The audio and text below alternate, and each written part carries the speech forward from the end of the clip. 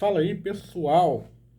Senhores, o que me traz aqui hoje é falar um pouquinho do Evangelho de Mateus, né? Eu já falei um pouco do Evangelho de Marcos, de Lucas, né?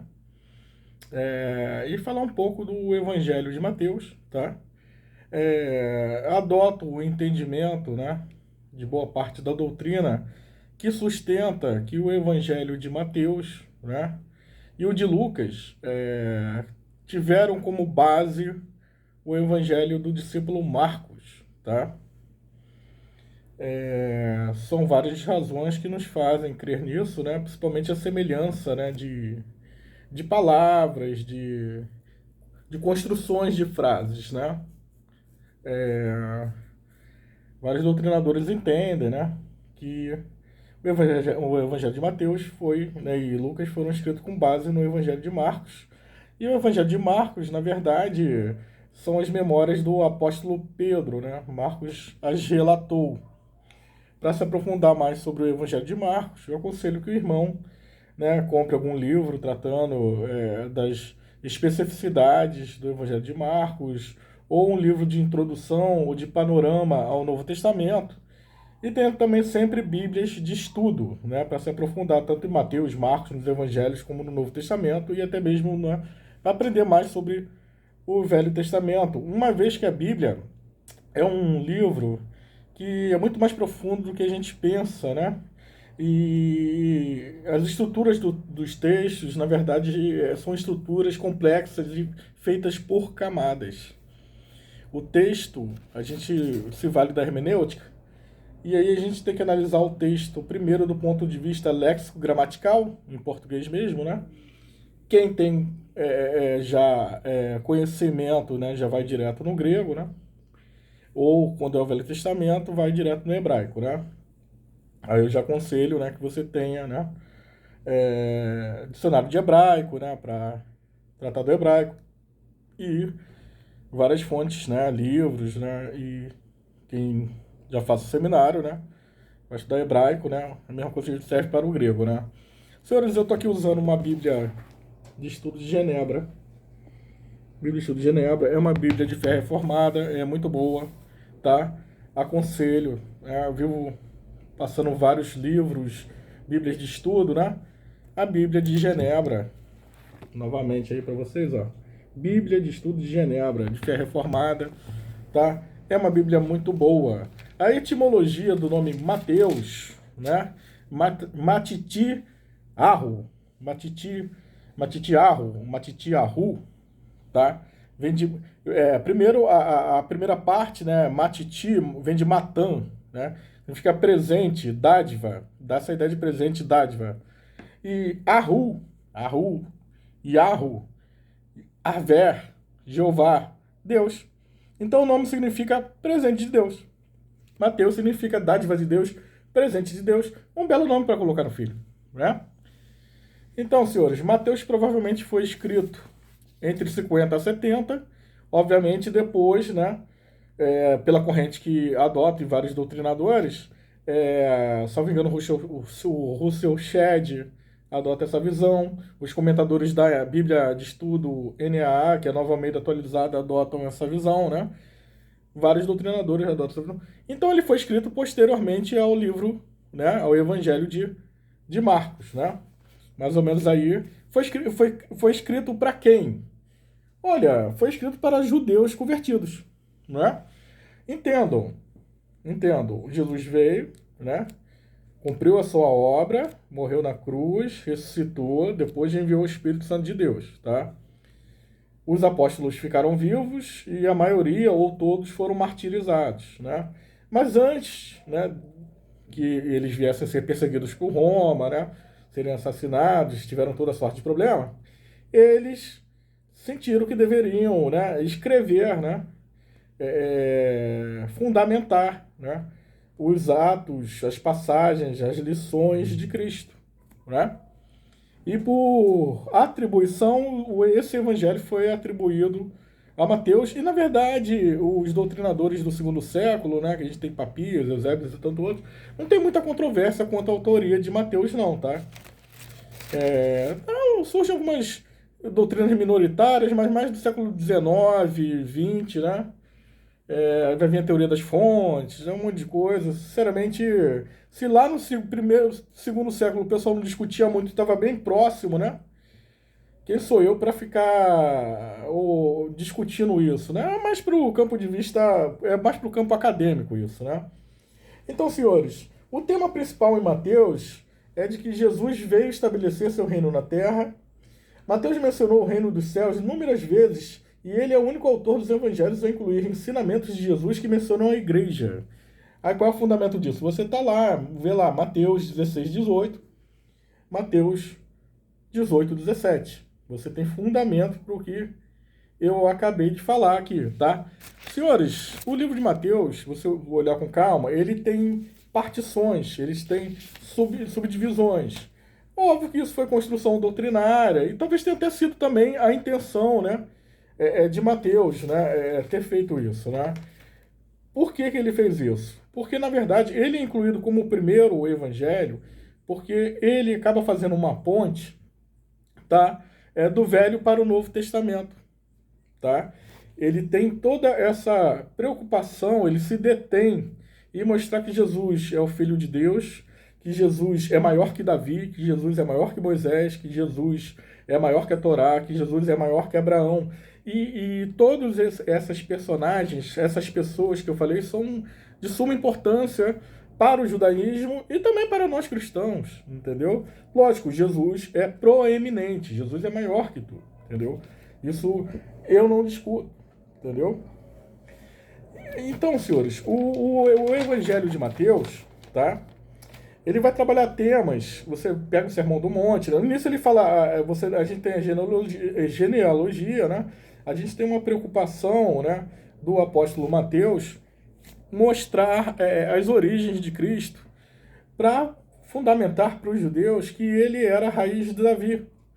Aí tem lá a genealogia, né? Você vai ver uma série de menções a isso, né? O livro de Mateus, nos seus 28 capítulos, né, ele vai tratar de ética, discipulado, de missão, do reino do céu, e é o único evangelho que fala da igreja. Né? E no final é interessante que ele fala da grande comissão, né, do ide e pregai, né? Pregai a toda criatura. O que significa o evangelho segundo Mateus? O evangelho segundo Mateus é o mais judaico dos evangelhos. Tá vendo? Ele teve toda uma preocupação em fazer essa ponte, essas ligações com o Velho Testamento, tá? Ele surgiu num grupo de comunidade de discípulos que foi expulso da sinagoga e teve que se organizar nas casas de seus membros.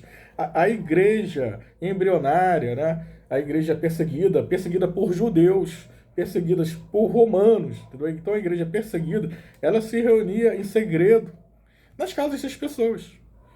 Assim surge o cristianismo, num contexto de perseguição, num contexto de opressão.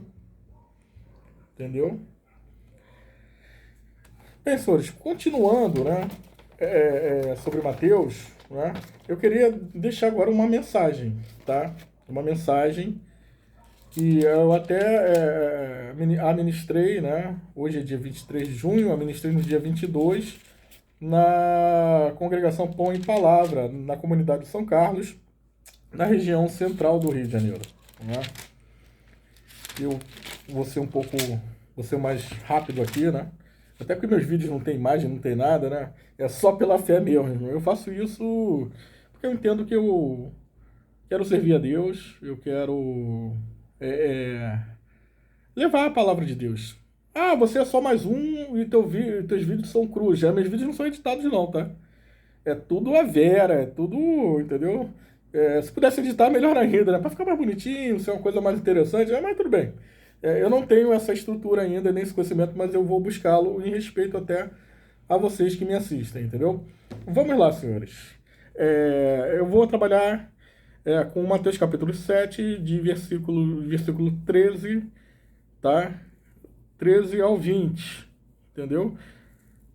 Na verdade, vou trabalhar do 13 ao 20, vamos lá. Ao subtítulo, que obviamente não tem no texto original, né? Senhores, o texto original bíblico, né? Que nós não temos, né? Mas, por exemplo, pelos pergaminhos que foram achados em Qumran, né? lá em Israel, né? Os textos eram em pergaminho ou papiro, e eles vinham assim, ó, dobrados, tá? Dobrados. E aí, poderia ser um pouco maior que isso daqui, né? Poderia ser um pouco maior que isso daqui, e vários textos eram rolos, né? E tinham rolos enormes, maiores que, sei lá, 1,50 m, né?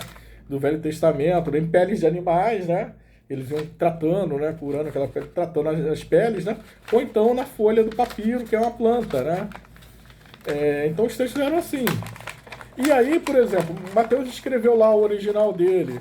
Ele enviou, provavelmente, a igreja de Antioquia, né, na Síria, né? Ele enviou para a igreja. Só que aí as igrejas tinham o costume de mandar para um scriptorium. Já era muito comum no primeiro século. Havia um escriba ali. Ele ia lá, entregava o texto e eles faziam cópias do texto, em grego mesmo, latim, grego. A maioria dos casos em grego, porque era língua comercial, ou até em aramaico. Né? As línguas comuns ali eram o aramaico, era o grego e o latim. O latim não era tão comum, né? Apesar do Império Romano estar ali presente. O que era comum era o grego, né? Por causa já do Império de Alexandre o Grande, toda a fase do helenismo, né? Da cultura grega, né? Da filosofia grega, né? Da ideologia grega. Então era muito comum, né? O grego naquela região, o aramaico, né? E um pouquinho de latim, entendeu? Mas o grosso, tá? Era aramaico e grego, né? Então, vamos lá. Versículo 13. Vou trabalhar só o 13 e o 14. Não vou me estender muito, não. Entrai pela porta estreita. Entrai pela porta estreita, larga é a porta e espaçoso o caminho que conduz para a perdição. E são muitos que entram, né, pela porta larga, porque estreita é a porta e apertado o caminho que conduz para a vida, e são poucos os que entram por ela, aqui tá, os que acertam com ela, né? Essa linguagem é um pouco mais antiga, isso aqui é uma Almeida Revista Atualizada, é uma área, salvo engano, tá? Então, senhores, Jesus, tá? Na verdade, a porta estreita aqui é Jesus. E pela uma análise lógico-sistemática, me valendo da hermenêutica, tá? Do Novo Testamento, né? Da regra de interpretação, e a gente vê em João 10:10 que Jesus também se apresenta como porta. Então é comum, tá? Que em algumas passagens, principalmente no Evangelho, quando Jesus fala, eu sou a porta, ou falando sobre porta, né? Ele esteja falando de si mesmo, né? Ele esteja falando de si mesmo, tá? Por que tem essa fixação por porta, porta, porta? Era muito comum, tá?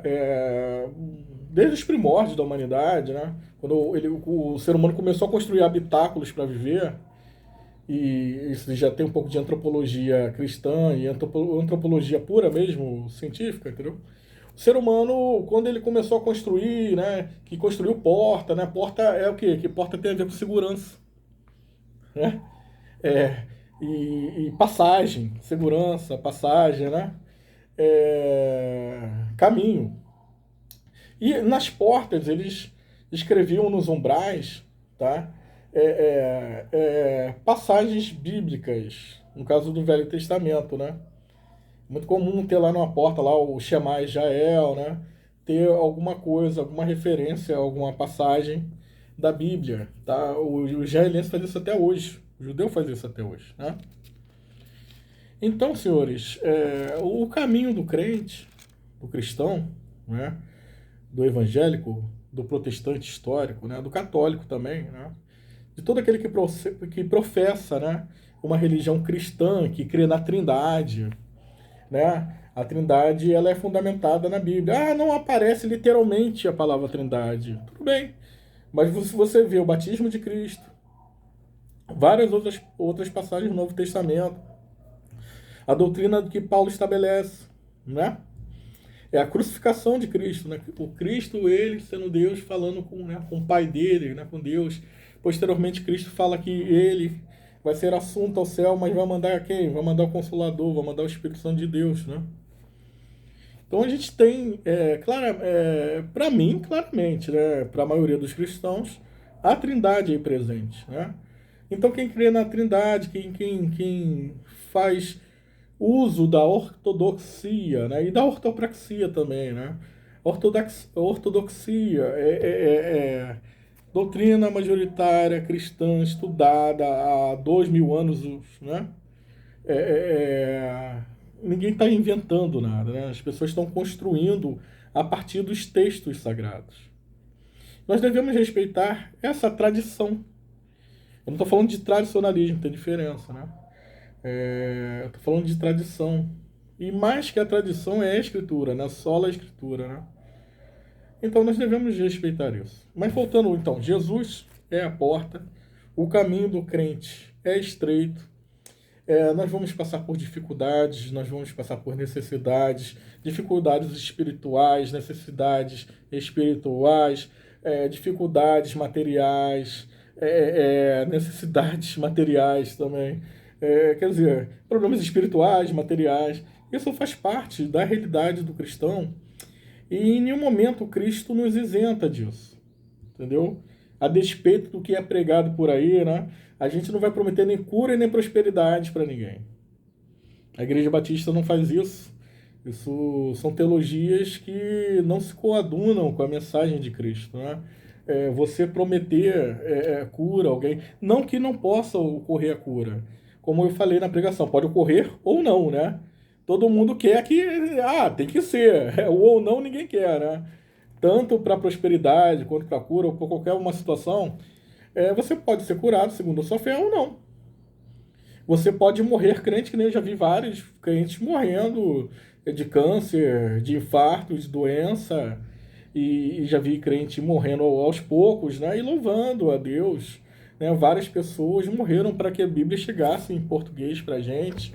Várias pessoas lutaram. Muita gente estudou para fazer uma Bíblia de estudo, seja a de Genebra, seja a Bíblia de Nova Almeida atualizada, ou a Bíblia anotada do Charles Colwell, né? Harry, né? A Bíblia anotada, né? Meu inglês não é dos melhores. O Frank Charles Thompson, que fez a Bíblia Thompson. Então, assim, essa entrega, essa dedicação, ela pediu, né, desses personagens fundadores da Igreja Batista, né? E até mesmo seu pastor hoje em dia, seu líder religioso. Cara, isso envolve luta, abnegação, a porta é estreita. Aí você fala, a vida do pastor é fácil. Eu falava essas besteiras de vez em quando, tá? Olha, eu já vi pastores ficarem sábado 14 horas dentro da igreja e voltar domingo e ficar mais 12 horas. A semana inglesa, a semana de trabalho, ela tem 44 horas, né? Do trabalhador seletista normal, né? Então, aí vamos lá. Vamos botar aí que o pastor, no evento, fique 12 horas no sábado dentro da igreja, 12. Aí fica mais 12 no domingo. Só isso são o quê? 24 horas de trabalho. Aí ele vai fazer gabinete, ele vai visitar membro. Na segunda, geralmente, folga, senão o cara vai morrer, né? Aí ele vai fazer gabinete, vai visitar membro, vai fazer o culto de oração de quarta-feira ou quinta-feira, né? E aí vão surgindo outras programações. Querido, extrapola 60 horas de trabalho. E não é um trabalho propriamente dito, né? É fé. É fé. E no meio batista ninguém fica rico não, galera. Eu vou te falar, a maioria é tudo pobre, tudo lascado, entendeu? Em defesa dos pastores. Ó, quem diria, eu iria fazer um vídeo, né? Não é nem a intenção do vídeo, mas eu acabei sendo inspirado, né? Para falar em defesa do ministério pastoral. Já fui muito crítico, já falei muita besteira, pastores, me perdoem. Leoni, pastor Leoni, você é um santo, meu amigo. Vou mandar esse vídeo pro pastor Leoni e tantos outros pastores que já tiveram contato comigo. Eu peço perdão, ressalvado algumas pessoas que me atacaram à toa, né? Acontece também. Mas a maioria é gente íntegra, é gente correta. E a porta é estreita, senhores. Está vendo aí? A gente vai ter atrito, a gente vai ter diferenças. O cristianismo é feito disso, senhores. Entendeu? Ele já nasce plurimo, ele já nasce com diferenças. Os apóstolos, 12 apóstolos, um diferente do outro. Para você ver, a gente tem Mateus, publicano, cobrador de imposto. Odiado, porque ele cobrava imposto para Roma, senhores, e para a coroa judaica, no caso era Herodes, Aquelaus, era um monte de gente lá, né, os nobres da coroa judaica, né? Quer dizer, E o pobre sempre se lascando. E é uma tônica nossa. E o pobre sempre sendo crente. Sempre buscando a Deus. E continue buscando a Deus. Não sucumba ao poder. Não destrua a sua vida. Por mais que você tenha uma condição boa, que bom, irmão. Deus te abençoe. O teu dinheiro é só teu, não é meu. Assim, com todo respeito, o dinheiro não diz respeito a nada a mim. Agora, se você for crente, abençoe a vida dos mais necessitados. Ajude. Entendeu? Paga a faculdade de alguém, um seminário, ajuda o irmão a pagar a conta de luz, de gás. Não cria codependência também, né? Porque senão a gente fica lá ajudando as pessoas o tempo inteiro e aí a pessoa já fica também naquela expectativa. Será que vai me ajudar agora? Né? As pessoas também têm que se desenvolver. As que são ajudadas também, né? Mas que eu sempre vi no meio batista, irmão ajudando o outro, e irmão sendo bênção na vida do outro, e a coisa funcionar bem. Tá? Sem abusos, sem exageros, né? Pode ocorrer exagero, mas geralmente sem abusos, né? Quando eu falo abuso e exagero, é quando a pessoa que você doa as coisas ou que você se dedica, ela acaba criando uma dependência, uma obrigação que na verdade não existe. Né?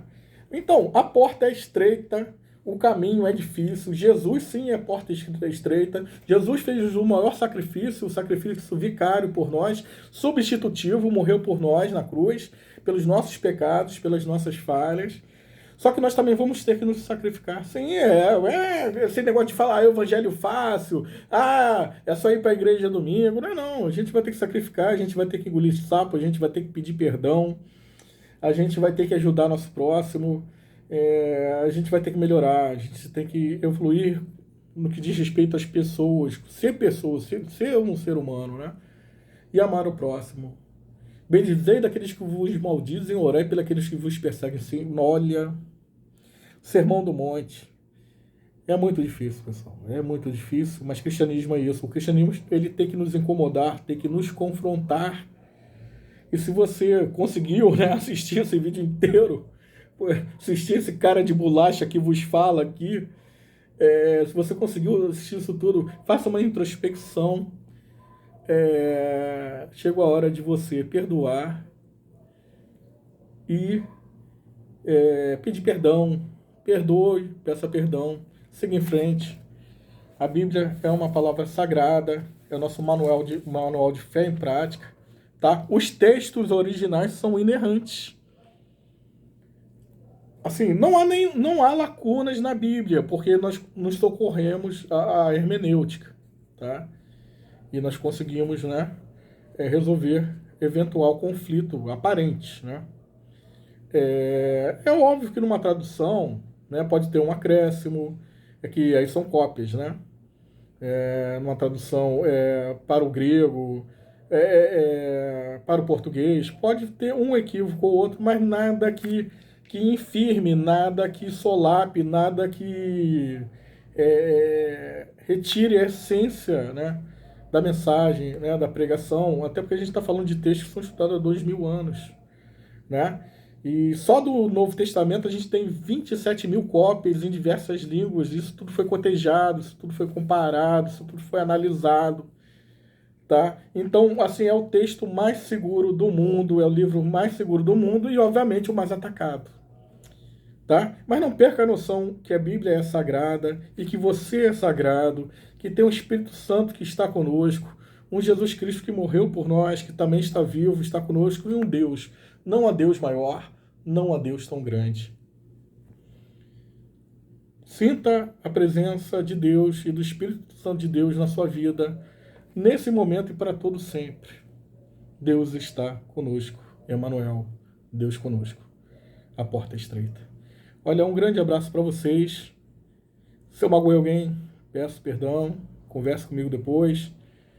Um grande abraço. Fica com Deus. Vamos viver um evangelho sincero, verdadeiro, tá bom? Esse é o meu desejo.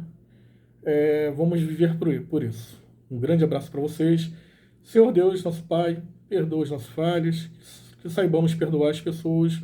Obrigado pelo pão nosso de cada dia, Senhor. Muito obrigado. Te agradecemos pelo sacrifício da cruz, celebramos, né, o sacrifício da cruz. Celebramos, celebramos. Obrigado, meu Deus. Obrigado por o Senhor ter morrido por nós.